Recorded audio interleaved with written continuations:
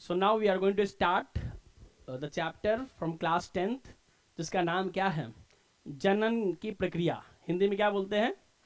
जनन की प्रक्रिया. और इंग्लिश में उसको ही हम लोग क्या कहेंगे? How do organism reproduce. और बायोलॉजिकल लैंग्वेज में बोला जाए तो सिंपल सा बात है कि हम लोग क्या स्टार्ट करने वाले हैं. We are going to start reproduction. ठीक है. देखो, बहुत बेसिक सा चीज़ है कि हर एक चीज़ सिस्टम से चलता है. आप अपने जीवन भी क्या है, एक सिस्टम में ही है. बेस सिस्टम तो नहीं है, हर कोई सिस्टम में है. तो शुरू में हमें भी बताया गया था कि हमारे पास भी क्या एक प्रॉपर सिस्टम है. और उस प्रॉपर सिस्टम में टोटल हम लोग एनिमल में कितना सिस्टम पढ़ते हैं, तो टोटल हमारे पास आता है 11 सिस्टम, है ना. Starting from the digestive, respiratory, circulatory, excretory and nervous, reproduction, circulation तो हो गया है आपका, है ना. उसके बाद आपका इम्यून सिस्टम आता है, मस्कुलर सिस्टम आता है, फिर उसके बाद आपका स्केलेटन आता है, इंटेगुमेंट्री आता है. These are the system. तो जितने भी सिस्टम हैं, सारे के सारे सिस्टम हमारे लिए क्या है, इंपॉर्टेंट है, essential for the survival. But apart of them कुछ तो ऐसा सिस्टम होगा जो कि सर्वाइवल के लिए जरूरी है नहीं है, और वो है अपना reproduction. That is not a important process for the survival. Survival में इसका कोई लेना देना नहीं है. तो इसका मतलब कि इसका जो इंपॉर्टेंस होगा, वो इंपॉर्टेंस इसका क्या होगा, बाकी के मुकाबले थोड़ा अलग होगा. कि इसकी क्या इंपॉर्टेंस है. जैसे पढ़ते हैं डाइजेस्टिव सिस्टम, तो डाइजेस्टिव सिस्टम का क्या इंपॉर्टेंस है, what is the importance of the digestive system. तो सर इसीलिए कि तो पूरा दुनिया क्या कर रहा है, मगजमारी कर रहा है, खाने के लिए ही, न्यूट्रिशन के लिए ही. तो उसका एक इंपॉर्टेंस समझ में आता है. सांस लेने का क्या इंपॉर्टेंस है, सांस नहीं लेंगे तो क्या हो जाएगा, क्या बिगड़ जाएगा, बिगड़ने लायक कुछ रहेगा ही नहीं. तो हर एक चीज का समझ में आता है, हर एक सिस्टम का. लेकिन रिप्रोडक्शन का क्या इंपॉर्टेंस है, अगर ये ना हो तो क्या हो सकता है. ये हमारे इंडिविजुअल पे, ये इंडिविजुअल क्षति नहीं है कि हमारा क्या होगा. ये चीजें जो होती है वो रिलेट करती हैं. ये रिलेट होती है किससे, तो बायोडाइवर्सिटी से. कि each and every organism is important for the surviving. Biology क्या है ना. कोई पूछेगा बायोलॉजी क्या है, सर रट लिए थे, the study of the life is called biology. आप लोग बायोलॉजी तो ये पढ़ ही नहीं रहे हैं. रिप्रोडक्शन बायोलॉजी नहीं है, जेनेटिक्स बायोलॉजी नहीं है, लाइफ प्रोसेस बायोलॉजी नहीं है. तो बायोलॉजी क्या है, बायोलॉजी है आपका इकोलॉजी. इकोलॉजी का कभी नाम सुने होंगे आप लोग, इन्वायरमेंट से रिलेटेड. एक्चुअली में बायोलॉजी वो है, इन्वायरमेंट के बारे में जानना, ऑर्गेनिज्म के बारे में जानना, उनके एडेप्टेशन के बारे में जानना, वो सारी चीजें क्या हैं, बायोलॉजी कहलाती हैं. तो जो कोड होता है ना बायोलॉजी का, वो हमें इन्वायरमेंट से पता चलता है. तो रिप्रोडक्शन का इसका इंपॉर्टेंस क्या है, इस पर भी हम लोग बात करेंगे. कि जैसे मैंने बोला कि each and every organism is important. चाहे उस ऑर्गेनिज्म से कोई आपका लेना देना है या फिर नहीं है, लेकिन सबके लिए एक एक ऑर्गेनिज्म क्या है, जरूरी है. जैसे आपका रिजल्ट आता है तो आपको भी नए नए रिलेटिव्स आपको देखने को मिलते हैं ना. कि रिजल्ट आया है तो कौन कहाँ से रिलेट लोग करना शुरू कर देता है और पूछना शुरू कर देता है कि फलना का क्या रिजल्ट है. उसके पहले कोई आपको जाना कि आप किस स्थिति में कोचिंग आ रहे हैं, कोई जान रहा है, नहीं जान रहा है. फिर टाइम पे पेड हो रहा है कि नहीं हो रहा है, रिलेटिव जान रहे हैं नहीं. लेकिन उनको किससे मतलब है, आपके रिजल्ट से मतलब है. तो उस दिन इन्वेंशन होगा, तो वो भी ऑर्गेनिज्म आपके लिए क्या है, जरूरी है. हो सकता है कि आज रिजल्ट पूछ रहा है, 10 साल के बाद वही आपका क्या करे, कहीं रिश्ता लगा देगा, है ना. कि फलना के को बेटा तो है, उसी से हम बात करते हैं. तो हर रिलेटिव का अपना एक क्या है, एक इंपॉर्टेंस है. सबसे नाराज होने का नहीं है कि नहीं. हो सकता है कहीं और बात चला दें, कुछ बेहतर चीज मिल जाए. तो रिप्रोडक्शन का इंपॉर्टेंस आप किसी को नहीं जान रहे हो ऑर्गेनिज्म, वो भी आपके लिए क्या है, आपके लिए इंपॉर्टेंट है. चूंकि एक बायोस्फीयर, इसी में सबको रहना है. लेकिन अगर हम लोग रिप्रोडक्शन का डिफिनीशन तय करें, रिप्रोडक्शन का डिफिनीशन क्या होगा जरा बताएंगे. How to define the reproduction, बताइए आप में से, कैसे इसको डिफाइन करें. तो लिख सकते हैं कि by process in which by process in which an organism reproduce same kind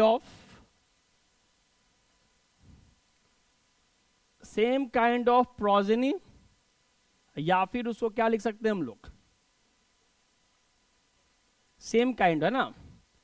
कैसा process? By process in which an organism reproduce their own kind of, है ना, रिप्रोड्यूस, हाँ सेम भी लगा सकते हो, है ना, ओन काइंड ऑफ प्रोजेनी और ऑफस्प्रिंग, उसी को क्या बोलते हैं, उसी को रिप्रोडक्शन कहते हैं, है ना. हाथी कहा आने वाला ऑफस्प्रिंग कैसा रहेगा? हाथी जैसा रहेगा. ह्यूमन जब रिप्रोड्यूस करते हैं तो ऑर्गेनिज्म क्या होते हैं? ह्यूमन जैसे तो नहीं होते, ह्यूमन जैसे बाद में होते हैं, पहले वो गधा होते हैं, है ना, कुत्ता होते हैं, यही सब होते हैं ना, कि गधा हो गया है तो गधा जन्म थोड़ी मेरा हुआ है, बाय नेचर हो सकता है कि हम क्या हो गए हो गधे हो गए हो, लेकिन है क्या हम लोग? है तो इंसान ही, लेकिन ये बाद में चलते. खैर जो भी हो, तो हर एक ऑर्गेनिज्म जो है वो अपने ही जैसे प्रोजेनी को क्या करता है, वो रिप्रोड्यूस करता है, उसी को क्या कहते हैं हम लोग. अब यहां पर बात आती है कि सर अब हम लोग ऑफस्प्रिंग की बात करें या प्रोजेनी की बात करें, तो यहां पर आपको डिफरेंट तरीके के क्या मिलेंगे, ऑर्गेनिज्म मिलेंगे. कुछ बहुत ज्यादा क्या मिल जाएंगे. अब ये कुछ का प्रोजेनी बिल्कुल क्या होगा, सिंपल होगा, और फिर वो क्या हो सकता है, कॉम्प्लेक्स भी हो सकता है. तो अब यहां पर प्रोसेस ऑर्गेनिजम्स के या ऑर्गेनिजम्स के कारण क्या होता है, वो वेरी करता है ना. सांस हमने सबको लेना है, कुत्ता भी सांस ले रहा है, हम भी सांस ले रहे हैं, बैक्टीरिया भी क्या कर रहा है, सांस ले रहा है, प्लांट भी क्या कर रहा है, सांस ले रहा है. And the process is same. Every organism required O2 except the bacteria, they also require the carbon dioxide. But the process of reproduction is not same. ऐसा तो नहीं है कि सब में रिप्रोडक्शन का प्रोसेस क्या हो रहा है, सेम हो रहा है. Process of the reproduction is very organism to organism. There is a million of organism on the earth, जैसा कि आप लोग 9th क्लास में पढ़े हुए हो. बायोडाइवर्सिटी में चूंकि चैप्टर क्या है आपका डिलीटेड है तो नहीं भी पता होगा. 1.6 to 1.7 million organisms are exist on the earth. लेकिन हमें कितना पता है वो हम जानते हैं, और हमें उतना ही पता है जितना हमें उससे क्या होता है, इंटरेक्शन होता है. आपसे कोई 10 आदमी मतलब कि बोला जाएगा कि 10-20 एनिमल का नाम बताइए, तो आप स्टार्ट ही कहां से करोगे, कुत्ता बिलाई शेर से स्टार्ट करोगे, खत्म कहां करोगे, गाय भैंस बकरी पर खत्म कर दोगे. कितना जाओगे आप, उतना ही जा पाइएगा जितना आप देखे हो. कोई आपसे पूछेगा कि स्टीलर सी काऊ क्या होता है, तब आप कहोगे कि ये ऐसा काऊ है जो पानी में रहता है, इसलिए इसका नाम क्या है. ये चोर होगा एक तरह का, इसलिए इसका नाम क्या डाल दिया गया है, स्टीलर सी काऊ. कोई बोलेगा देखे हो, तो कैसे देखेंगे, क्योंकि हमारा उसे इंटरेक्शन. तो यहां पर अगर हम लोग बात करें प्रोसेस की, तो प्रोसेस क्या हो जाएगा, डिफर हो जाएगा. कि सिंपल में आपका अमीबा भी आ जाएगा, और कॉम्प्लेक्स में क्या रख ले हम लोग, ह्यूमन रख ले. लेकिन यहां पर ऑर्गेनिज्म बिल्कुल क्या है आपके, तो प्रोसेस भी क्या होगा. तब यहां पर आता है कि टाइप्स ऑफ रिप्रोडक्शन, कि टाइप्स ऑफ रिप्रोडक्शन क्या है, उस पर हम लोग बाद में चर्चा करेंगे. इस पर अभी हम लोग बात करते हैं कि रिप्रोडक्शन का इंपॉर्टेंस क्या है. बताइए तो क्या है importance of reproduction. Importance of reproduction, इसकी क्या इंपॉर्टेंस है. इसका ये हो सकता है कि कंजर्वेशन ऑफ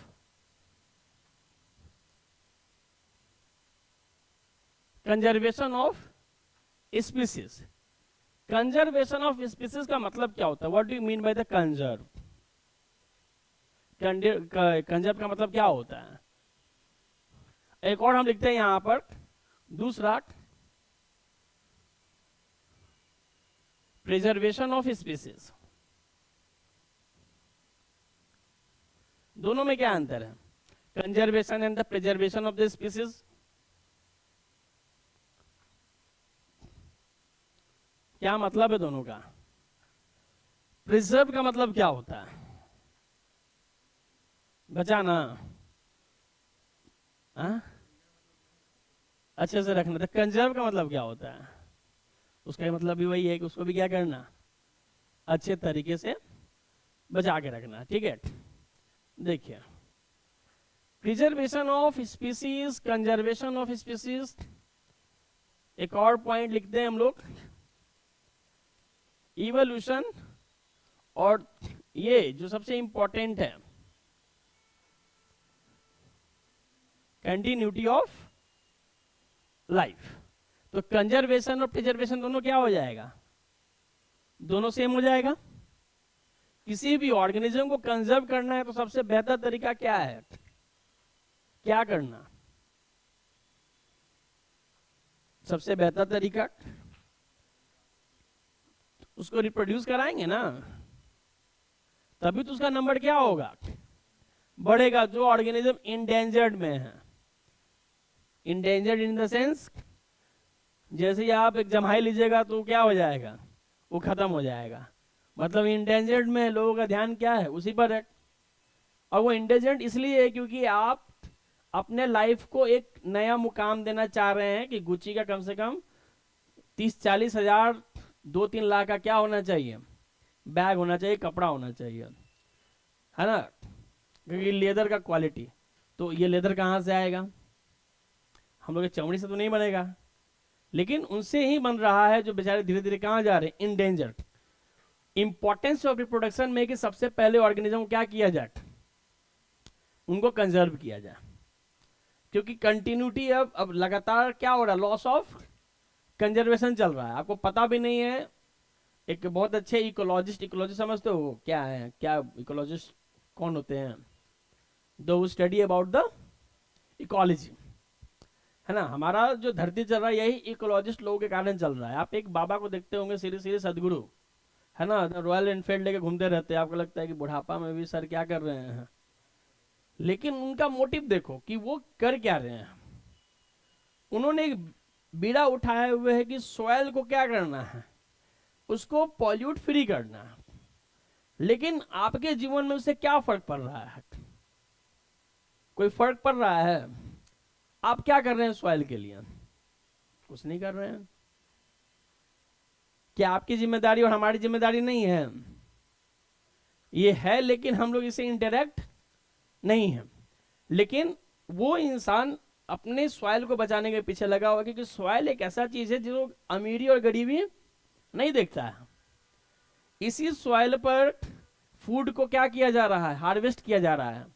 उसी को आपको खाना है और उसी को मिस्टर बिस्ट को भी खाना है, सबको वही खाना है। तो भाई सॉइल अमीर और गरीब नहीं देखता है, वो सबके लिए वहां पर क्या आ गया। तो हर एक चीज, तो हम लोग ऑर्गेनिज्म को कंजर्व कर सकते हैं बाय द कंजर्वेशन और प्रिजर्वेशन। और इसके लिए एक मेथड, तरीका होता है जिसको बोला जाता है क्रायो प्रिजर्वेशन। क्रायो प्रिजर्वेशन का मतलब होता है कि कोई भी प्लांट अगर एक्सटिंक्ट होने वाला है तो उसके सीड को आप क्या कर लीजिए, आप उसको प्रिजर्व कर लीजिए, ताकि आने वाले समय में उसको रिप्रोड्यूस करके क्या कर सकते हैं, हम लोग उसके नंबर को बढ़ा सकते हैं। 2013 और 14 में नंबर ऑफ टाइगर्स हमारे यहाँ इंडिया में तकरीबन 1400 थे, 13 to 1400 2014 में। और आज टाइगर की संख्या कितनी है वो तो आपको नहीं पता होगा, है ना, मिलना जुलना थोड़ी है उससे, उसका नंबर हम लोग पता करें। वर्ल्ड का 75% टाइगर इंडिया में पाया जाता है ना। वर्ल्ड का 75%। सोचिए कोई देश कितना ही अमीर हो, ब्राजील जैसा एरिया जहां पर बायोडाइवर्सिटी भर भर के है, साउथ अफ्रीका में भर भर के है, तब ना वहां पर लोग खेलते हैं। वो कौन सा गेम होता है रोहित शेट्टी का, खतरों के खिलाड़ी। वो सब इंडिया में क्यों नहीं शूट किया जाता है? क्योंकि वैसे ऑर्गेनिज्म को वहां से क्या करना पड़ेगा, लाना पड़ेगा, ले चलो वहीं पर, कीड़ा मकोड़ा जो करवाना है सब वहीं पर होगा। वहां भी टाइगरों की संख्या कम है और हमारे पास 75%। तो रिप्रोडक्शन का यहाँ पर क्या समझ में आता है, उसका इंपॉर्टेंस समझ में आता है। तो उसका पहला इंपॉर्टेंस है कि उसको स्पेसिफिक क्या करना है, कंजर्व, और तभी तो इस धरती पे क्या चल पाएगा, कंटिन्यूटी ऑफ लाइफ। लेकिन ये कंटिन्यूटी ऑफ लाइफ कभी कभी किसी किसी देश और किसी किसी ऑर्गेनिज्म के लिए क्या हो जाता है, ये एक मौत का सबक बन जाता है ना। जैसे कि मान के चलो, नॉर्थ कोरिया का नाम सुने होंगे आप लोग, साउथ कोरिया तो सुने होंगे, नॉर्थ कोरिया भी। नॉर्थ कोरिया में एक रूल चलता है जिसको बोलते हैं guilt of association. Guilt of association का मतलब क्या होता है, सुने हो? दादा भी गलती किए हैं तो बेटा के ऊपर भी वही चार्ज अप्लाई होगा, वही चीज पोता पर भी अप्लाई होगा। तब वहां पर कंटिन्यूटी ऑफ लाइफ क्या हो गया, उस सलाह की सलाह हम पैदा नहीं होते तो हमको ये सब झंझट देखने को नहीं मिलता है ना। दादा जो क्राइम किए होंगे उसका भुगतान कौन भुग रहा, उनका बेटा। और फिर जब उनका बेटा होगा तो, या बेटी होगी, तो उसको बोलते हैं गिल्ट ऑफ एसोसिएशन कहते हैं। तो कई दफा कंटिन्यूटी ऑफ लाइफ सबके लिए अच्छा होता है, किसी किसी, अब वहां के लोग जब जन्म लेंगे तो उनके लिए क्या हो जाएगा, उनके लिए थोड़ा सा लगेगा हम बेकारे जन्म लिए, साला जन्म लिए और पैदा लिए ही कि हमको क्या मिल गया, लो जेल मिल गया, हम कौन सा क्राइम किए हैं भाई, है ना। तो कंटिन्यूटी, खैर कंटिन्यूटी लाइफ है ना, हम हैं, मेरे पिताजी हैं, फिर दादाजी, एक चेन बना, कंटिन्यूटी ऑफ। आम लोग खाया था, अगर ये प्रोडक्शन नहीं होता था तो हम लोग आम कहाँ देखते हैं, म्यूजियम में देखते हैं कि ऐसा आम हुआ करता था। चूंकि वो एक्सटेंट हो गया, रिप्रोडक्शन जैसा कोई प्रोसेस नहीं रहा, तो हम भी नहीं आए रहते, कोई नहीं आया रहता। तो लाइफ जो मेंटेन है आपके धरती पे, तो ना डाइजेशन के वजह से है, ना ही वो सर्कुलेशन के वजह से है, ना ही वो आपके इम्यूनिटी के वजह से, वो किसके वजह से है, रिप्रोडक्शन के वजह से है। तो ये दूसरा। और तीसरा जो सबसे इंपॉर्टेंट चीज है वो क्या है आपका, इवोल्यूशन। इवोल्यूशन को कहा जाता है की ऑफ लाइफ। ये मेरे द्वारा दिया हुआ स्लोगन है, इवोल्यूशन का की ऑफ लाइफ। अब इवोल्यूशन का मतलब क्या है बताइए, किस तरह का बदलाव, क्या बदलाव, according to the environment change. और क्या बताइए इवोल्यूशन का मतलब, बताइए इवोल्यूशन का मतलब, वही जो बोला, ठीक है लिख दीजिएगा, वही जो आगे वाला लिखा है वही मेरा भी आंसर है। नाम रोल नंबर दे देना, नहीं तो किसी और का लिख देंगे तो गलते हो जाएगा। हाँ, इवोल्यूशन का मतलब क्या होता है,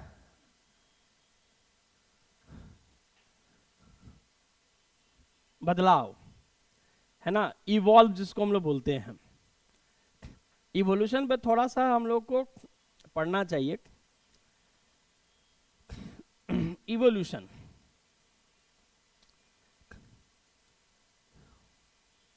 इवोल्यूशन का मतलब है बदलाव।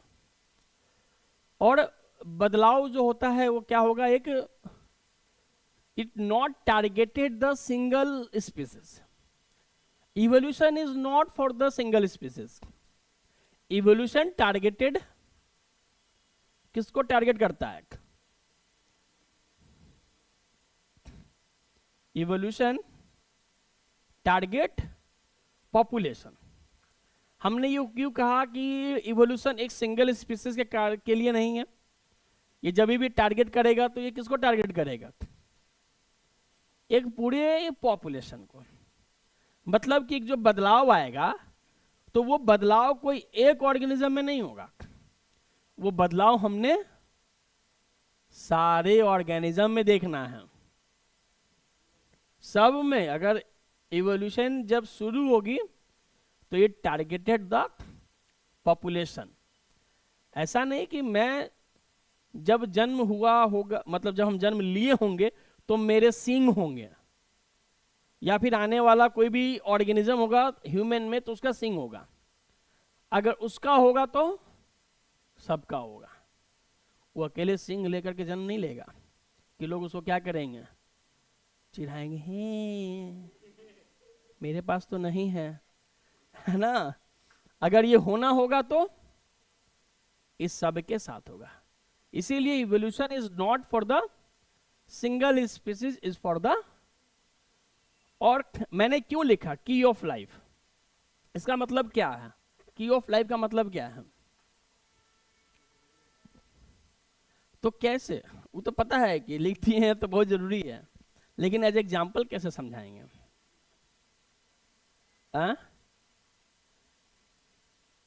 डायनासोर, तो डायनासोर तो इवॉल्व नहीं हो तो खत्म हो गया,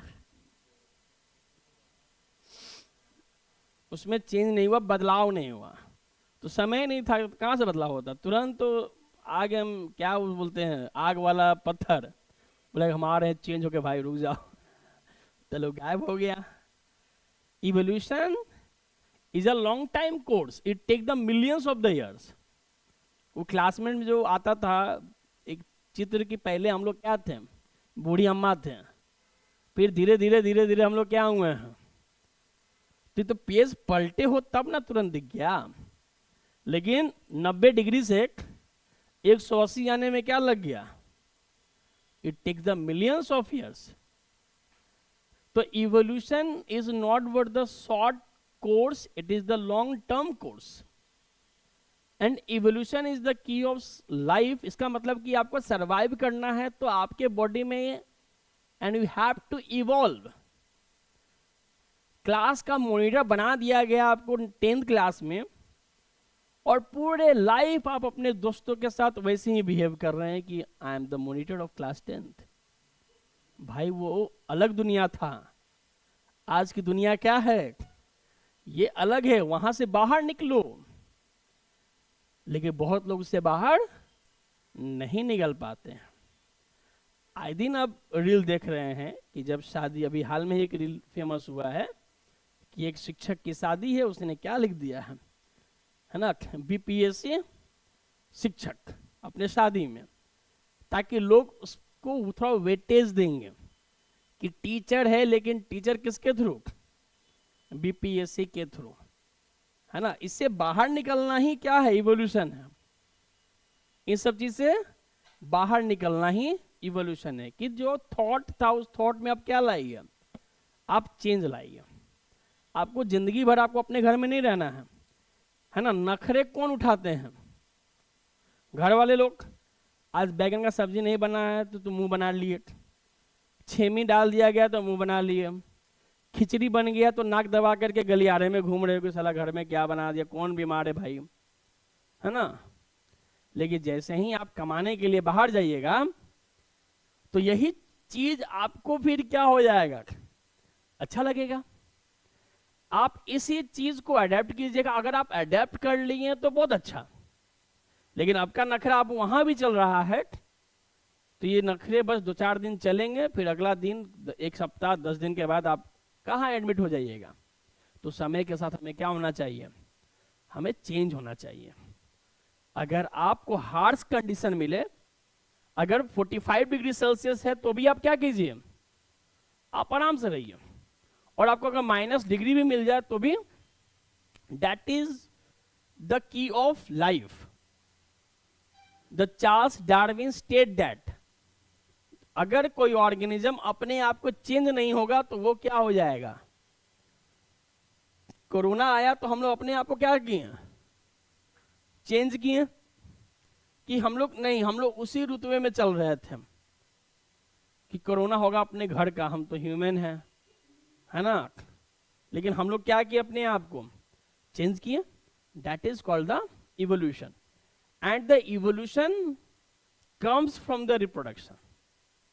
90s में जो जन्म लोग लेते थे उनका लुक क्या है, और आज के बच्चे है ना, जो बच्चे 90s में जन्म लिए या फिर 2000 के आसपास जो जन्म लिए बच्चे, तो उनको 5, 6, 7 तक तो ये नहीं ना पता था कि आईफोन क्या होता है, मोबाइल क्या होता है।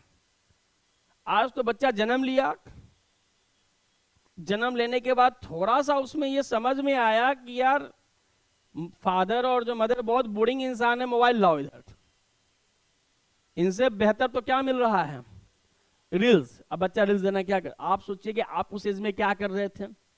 वो एक आता है ना रील्स, कि इस एज में बच्चा ये कर रहा था, साला हम उस समय क्या कर रहे थे, तो नेटा पूछ रहे थे, है ना, इस एज में।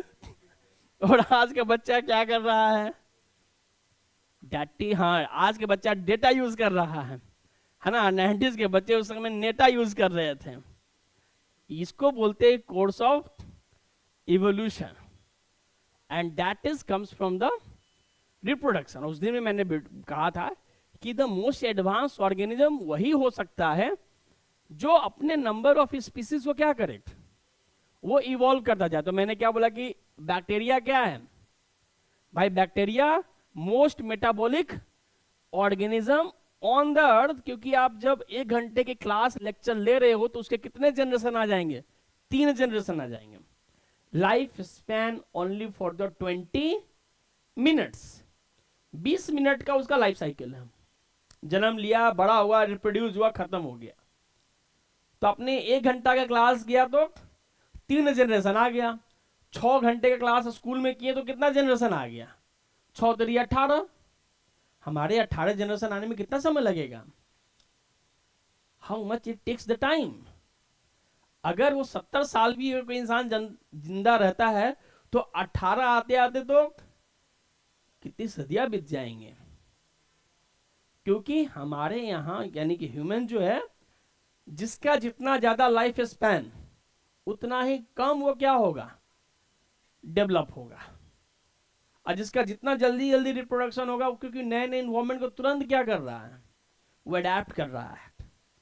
तो मोस्ट मेटाबॉलिक ऑर्गेनिज्म इस धरती का कौन हो जाता है, आपका बैक्टीरिया आता है। तो ये है आपका इंपॉर्टेंस ऑफ रिप्रोडक्शन। ठीक है, अब हम लोग आते हैं इसके टाइप्स पर। टाइप्स ऑफ रिप्रोडक्शन, कितने तरह का रिप्रोडक्शन भाई, 2 की 3 4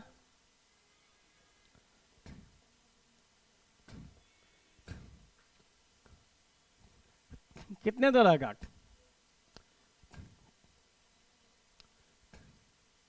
एसेक्सुअल और दूसरा क्या आ जाएगा, लेकिन एक तीसरा जो है, जो आजकल मार्केट में चल रहा है, वो ये है वेजिटेटिव प्रोपेगेशन। आप कहोगे सर तो ये सेक्सुअल का ही पार्ट इसी से बाहर निकाल दिया तो कौन सा बड़ा बात है, ठीक है, तो इससे बाहर निकाल दिया तो कौन सा बड़ा बात है। लेकिन ये एक्चुअली में क्या निकला हुआ है, ये बड़ा बाहर ये निकला हुआ है। तो क्यों निकला हुआ है वो बात करेंगे हम लोग, है ना। आज के जो किताब आप पढ़िएगा उसमें वेजिटेटिव प्रोपेगेशन में क्या कर दिया गया है। तो रिप्रोडक्शन कितने तरह का हुआ, 3 तरह का। पहला क्या है एसेक्सुअल, दूसरा क्या है वेजिटेटिव प्रोपेगेशन, और तीसरा क्या हो गया सेक्सुअल हो गया। हमें कौन बताया कि यही 3 तरह का होता है, इससे ज्यादा क्यों नहीं है ना। कौन बताया ये सब बात कि भाई 3 तरह का होगा, कोई भी बताया हो, लेकिन हमें पढ़ना क्या है लेकिन ये तो जरूर पता है ना कि किस बेसिस पर 3 तरह का है। बेसिस क्या है, बेसिस क्या होगा, तो पहला बेसिस क्या है, बेस करिएगा ना भाई, किसका बेस क्या है कि आपने क्या किया 3 तरह को रिप्रोडक्शन को डिवाइड किए। तो पहला बेस क्या हो जाएगा, अभी बात किए थोड़ा देर पहले हम लोग, पहला जो बेस है वो है आपका वेरिएशन ऑफ, बोलो वेरिएशन ऑफ ऑर्गेनिज्म। दूसरा क्या है, दूसरा है गैमिट। गैमिट समझते हो, गैमिट क्या होता है, गैमिट, गोनैड, है ना, क्या है ये सब वर्ड आप जानते हैं। ओके, गैमिट गोनाड,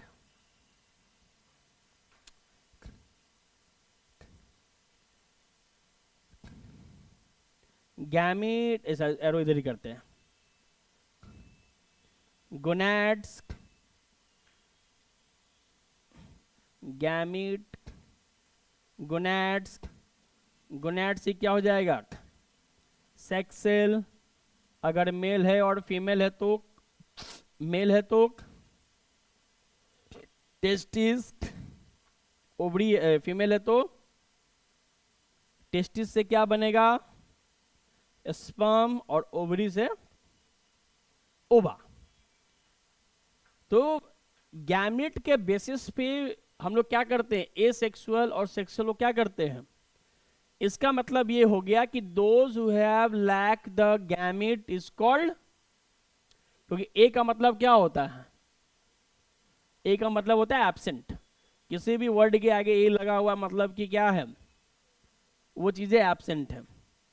तो ए सेक्सुअल में हमें क्या बताया जाता है कि what do you mean by the asexual, how to define with the asexual process, tell me, asexual को कैसे डिफाइन करें, बोलो बोलो भाई sir, process of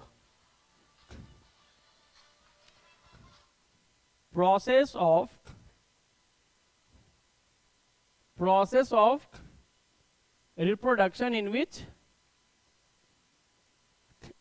gamete is, क्या लगा दें, in which gamete is absent, ये लगाना सही है, अरे मतलब इज कहाँ लगा है, यहाँ लगाए हैं, ये नहीं बोले, बोले ये डिफिनेशन सही है। एक और डिफिनेशन लिखते हैं,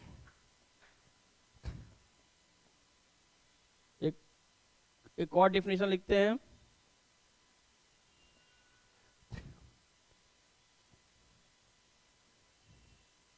विथ और विदाउट, विथ और विदाउट गैमेट, कौन सा सही है यहां पर, पहला वाला कि दूसरा वाला, मतलब कि ए सेक्सुअल में गैमेट होगा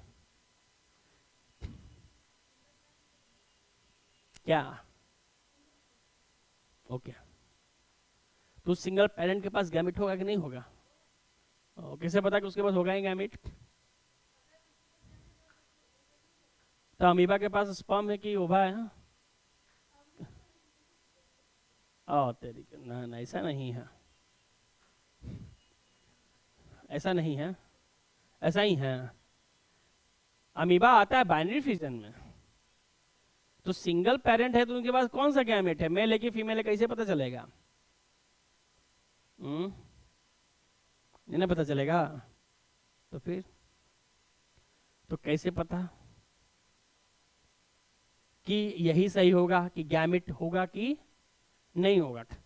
देखो यही चीज आप लोगों को पढ़ाया जाएगा कि process of reproduction in which gamete is absent, उसको ही क्या कहते हैं, उसको ही एसेक्सुअल कहते हैं।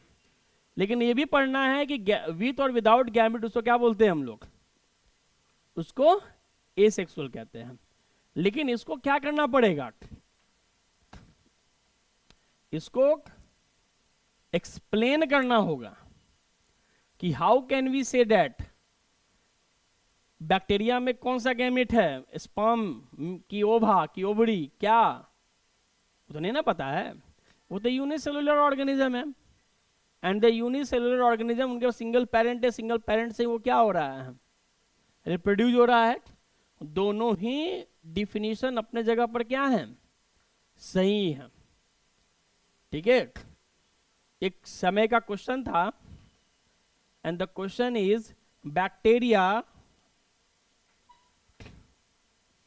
reproduce by, first option asexual, second, third में था 1 and 2 जो ऊपर लिखे हैं, और फोर्थ में था आपका none of this, none of this.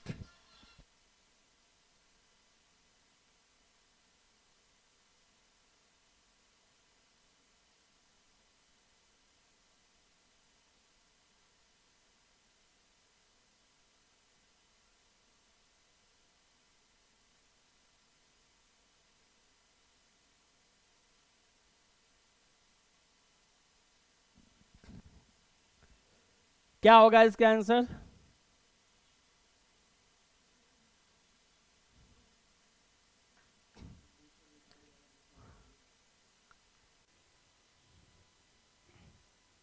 और नीट का क्वेश्चन है ये।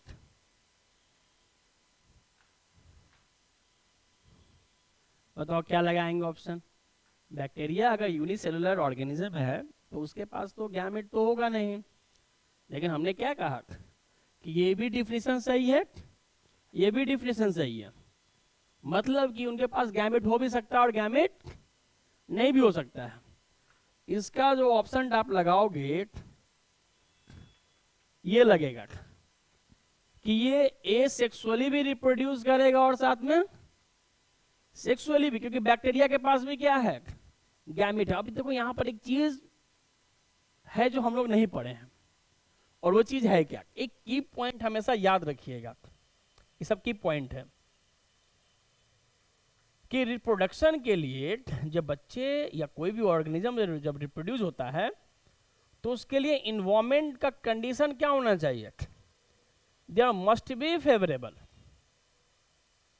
Those who are born in January, 7th January, 8 January, 10 January, समझो कि वो हार्श कंडीशन में जन्म लिया नहीं कि टेम्परेचर एकदम अपने चरम सीमा पर है, तो वहां पर किसी ऑर्गेनिज्म को क्योर करना थोड़ा सा क्या हो जाता है? बहुत मुश्किल हो जाता है।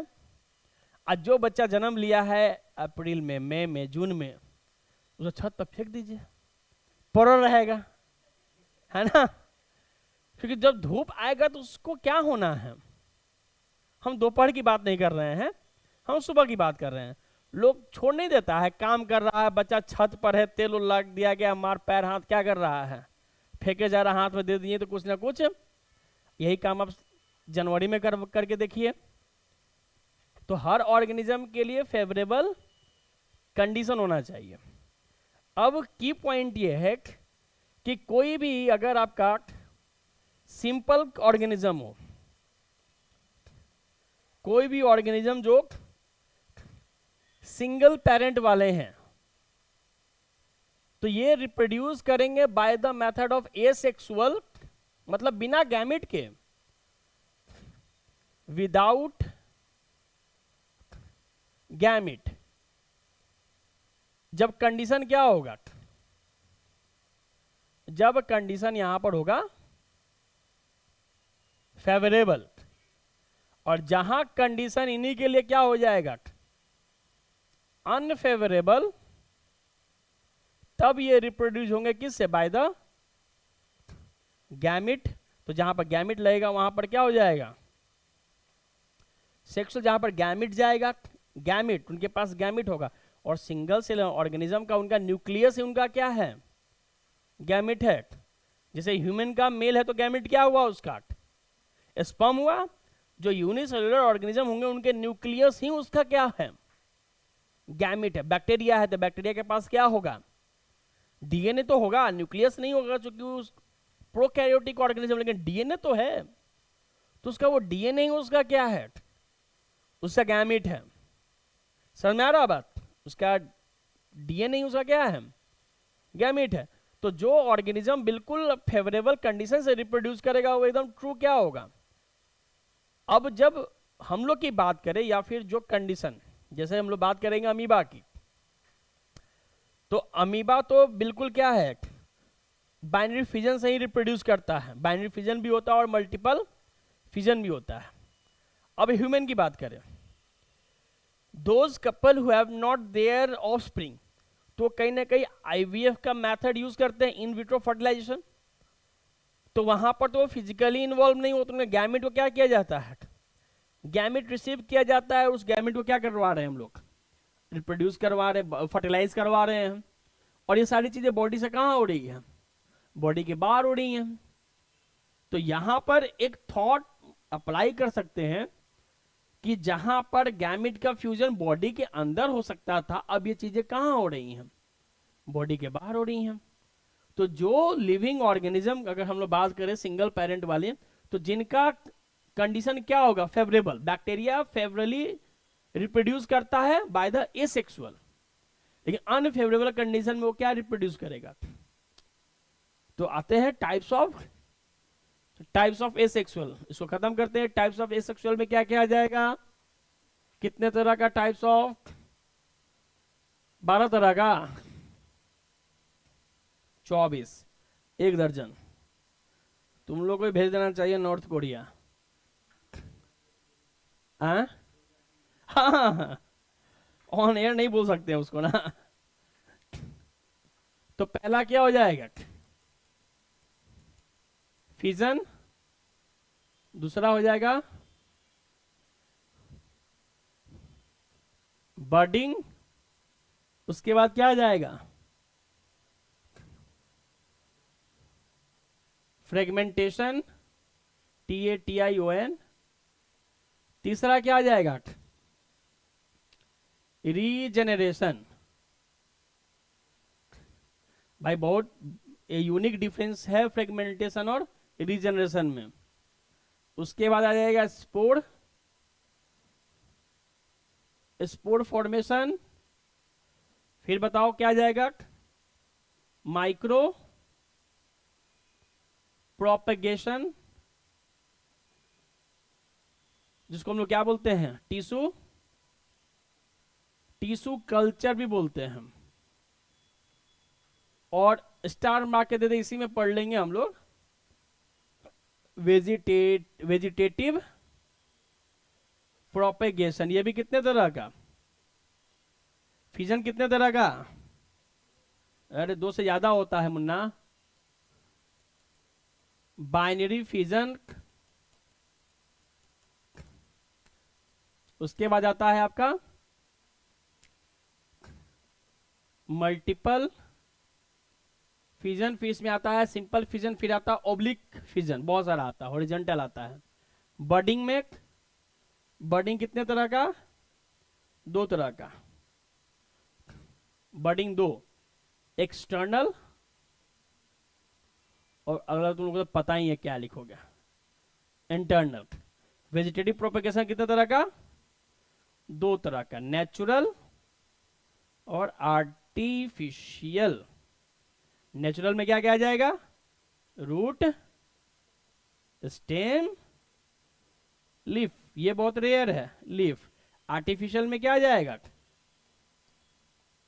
इसमें आ जाएगा, ओह सॉरी, ग्राफ्टिंग,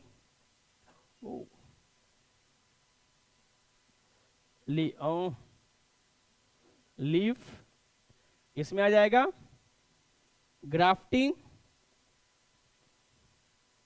लेयरिंग, और एक और कौन सा हो जाएगा, कटिंग। तो ये टोटल हमारा हो गया टाइप्स ऑफ एसेक्सुअल रिप्रोडक्शन। बहुत माइन्यूट डिफरेंस है between the fragmentation and the regeneration. तो एसेक्सुअल तक का चीजें बिल्कुल आपकी क्या हो गई हैं, कंप्लीट हो गई हैं, कट टू कट।